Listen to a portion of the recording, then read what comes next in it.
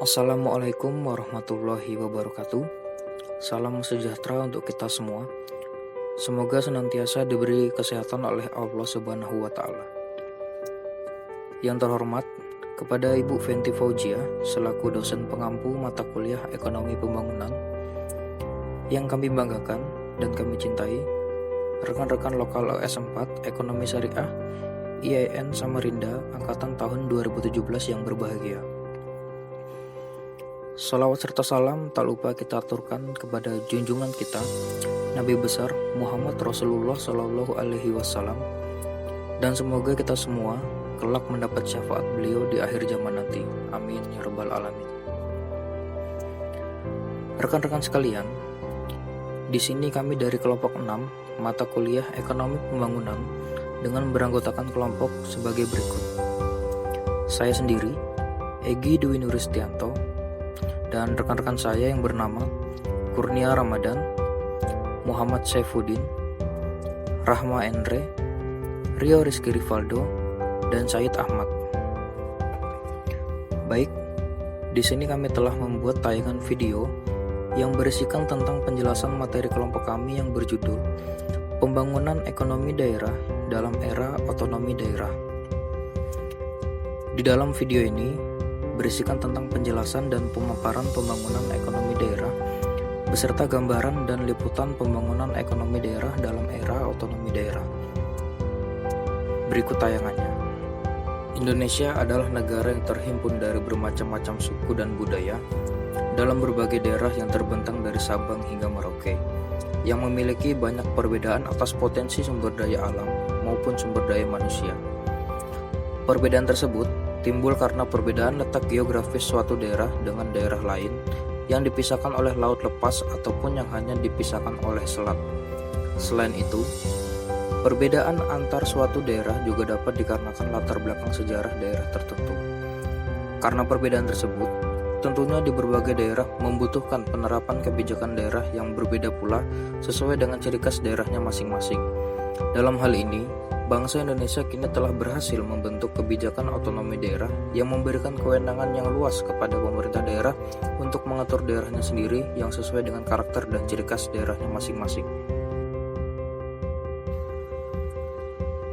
Apa yang dimaksud dengan pembangunan ekonomi daerah?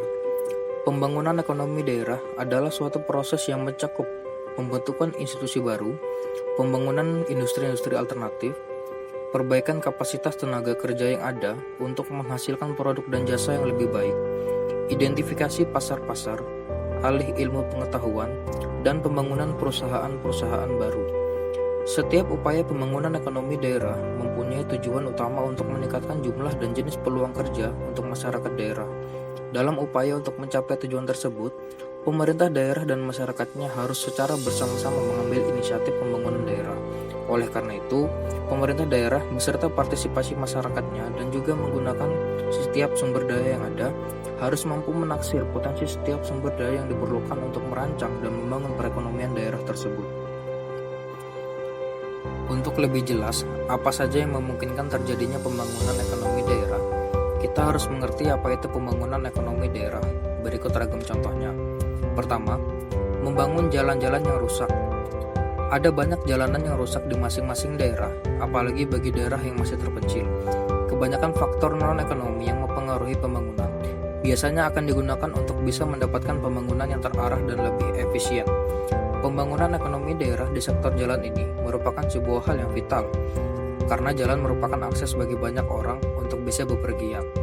Tanpa adanya jalan yang memadai, maka sebuah daerah akan terkendala dalam pembangunan lainnya. Kedua, membangun sarana peminjaman. Adanya badan keuangan yang bisa menyokong banyak aktivitas simpan pinjam di sebuah daerah akan membuat perekonomian rakyat menjadi lebih baik. Jadi, sangat disarankan untuk mengupayakan pembangunan yang terkontrol, seperti contoh pembangunan ekonomi daerah lainnya. Karena kebanyakan daerah masih belum memiliki support untuk media keuangan yang layak digunakan, tanpa harus khawatir dan bepergian jauh hanya untuk memperbaiki perekonomian keluarga mereka. Ketiga, membangun sumber daya air yang bersih. Membuat sebuah mata air yang bersih untuk dapat digunakan oleh masyarakat adalah hal yang wajar dalam pembangunan ekonomi daerah. Karena Masyarakat layak mendapatkan sumber air yang bersih untuk makan, minum, dan mandi serta aktivitas lainnya.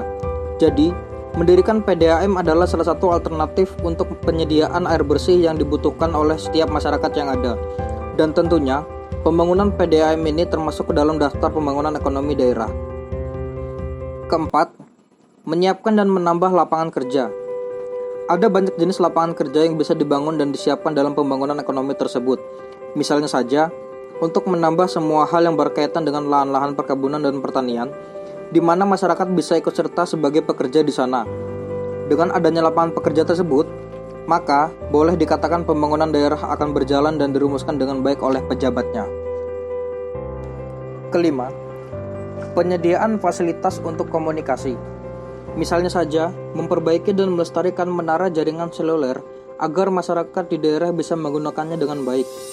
Dan ini juga bisa menjadi salah satu upaya agar kita bisa membantu dalam melancarkan komunikasi antar masyarakat, agar tidak ada lagi masyarakat yang sulit meraih sebuah kabar dan berita. Dan juga mendirikan layanan telepon umum juga termasuk ke dalam poin penting yang satu ini. Keenam, melakukan penyuluhan SDM. Ada banyak sekali SDM yang belum terasah dalam sebuah daerah, jadi diperlukan sebuah pelatihan atau penyuluhan secara menyeluruh agar nantinya kita bisa mendapatkan SDM dengan kemampuan terbaik untuk mengelola dan meningkatkan SDA yang ada di setiap daerah. Untuk itu, sangat diperlukan koordinasi di semua bagian pejabat daerah agar terciptanya sebuah korelasi yang maksimal. Ketujuh, penyediaan alat membersihkan lingkungan dan penghijauan. Sangat diperlukan lingkungan yang bersanitasi baik di sebuah daerah. Ini juga termasuk ke dalam sebuah penghijauan yang agar daerah tersebut terjaga dan tidak terjangkit banyak masalah yang membahayakan. Dengan perbaikan sanitasi sebagai salah satu agenda dalam pembangunan ekonomi daerah, maka masyarakat akan merasakan dampak positif dari hal tersebut, seperti berkurangnya penyakit dan hal lainnya. Kedelapan, mendirikan layanan kesehatan. Kesehatan adalah salah satu hal yang penting, jadi sangat diprioritaskan di sebuah daerah ada pelayanan kesehatan seperti posyandu maupun puskesmas, agar masyarakat tetap mendapatkan layanan kesehatan tanpa harus pergi jauh dan kesulitan mendapatkan akses kesehatan. Secara umum, pembangunan ekonomi adalah mengembangkan kesempatan kerja bagi penduduk yang ada sekarang dan upaya untuk mencapai stabilitas ekonomi, serta mengembangkan basis ekonomi dan kesempatan kerja yang beragam. Pembangunan ekonomi akan berhasil bila mampu memenuhi kebutuhan dunia usaha baik secara individu maupun kelompok. Hal ini untuk mengantisipasi kemungkinan terjadinya fluktuasi ekonomi sektoral yang pada akhirnya akan mempengaruhi kesempatan kerja. Secara garis besar, pembangunan ekonomi daerah mempunyai strategi yang dikelompokkan menjadi 4, yaitu: pertama, strategi pengembangan fisik; kedua, strategi pengembangan dunia usaha; ketiga, strategi pengembangan sumber daya manusia; dan yang keempat, strategi pengembangan masyarakat. Kebijakan otonomi daerah yang memberikan kewenangan terhadap pemerintah daerah tetap harus berpedoman kepada undang-undang yang berlaku secara nasional di Negara Kesatuan Republik Indonesia. Tidak ada pertentangan antara kebijakan hukum secara nasional dengan kebijakan hukum di daerah. Adanya perbedaan di antaranya sangat dimungkinkan terjadinya selama perbedaan tersebut tidak bertentangan dengan undang-undang, karena inti dari konsep pelaksanaan otonomi daerah adalah upaya memaksimalkan daerah, yakni memaksimalkan hasil yang akan dicapai dan sekaligus menghindari kerumitan dan hal-hal yang dapat menghambat pelaksanaan otonomi daerah. Dengan demikian, tuntunan masyarakat dapat terjawab secara nyata dengan penerapan otonomi daerah yang luas dan kelangsungan pelayanan umum tidak diabaikan. Apa yang dimaksud dengan otonomi daerah? Otonomi daerah adalah hak, wewenang, dan kewajiban daerah otonom untuk mengatur dan mengurus sendiri urusan pemerintah dan kepentingan masyarakat setempat sesuai dengan peraturan perundang-undangan. Secara harfiah, otonomi berasal dari kata otonomi dan daerah. Dalam bahasa Yunani, otonomi berasal dari kata autos dan namos. Autos berarti sendiri dan namos berarti aturan atau undang-undang, sehingga dapat diartikan sebagai kewenangan untuk mengatur diri sendiri atau kewenangan untuk membuat aturan guna mengurus rumah tangga sendiri. Sedangkan daerah adalah kesatuan masyarakat hukum yang mempunyai batasan-batasan wilayah tertentu. Pelaksanaan otonomi daerah selain berlandasan pada acuan hukum, juga sebagai implementasi tuntunan globalisasi yang harus diberdayakan dengan cara memberikan daerah kewenangan yang lebih luas, lebih nyata, dan bertanggung jawab, terutama dalam mengatur, memanfaatkan, dan menggali sumber-sumber potensi yang ada di daerah masing-masing. Otonomi daerah memberikan kewenangan besar kepada pemerintah daerah untuk mengelola urusan pemerintahannya sendiri. Hal ini menandakan bahwa terjadinya transisi atau perpindahan kewenangan dari pemerintah pusat kepada pemerintah daerah. Adanya pelimpahan wewenang tersebut tertuang dalam Undang-Undang Nomor 23 Tahun 2014 tentang Pemerintahan Daerah. Melalui peraturan perundang-undangan tersebut, dapat dilihat bahwa otonomi daerah telah memberikan cara baru dalam memproses pemerintahan daerah dengan meletakkan kewenangan dan tanggung jawab yang besar kepada pemerintah daerah. Kewenangan dan tanggung jawab yang besar ini diharapkan mampu memberikan motivasi yang tinggi dalam meningkatkan potensi daerah masing-masing. Kedudukan faktor keuangan dalam penyelenggaraan suatu pemerintahan sangat penting. Fungsinya dengan efektif dan efisien tanpa biaya yang cukup untuk memberikan pelayanan pembangunan dan keuangan.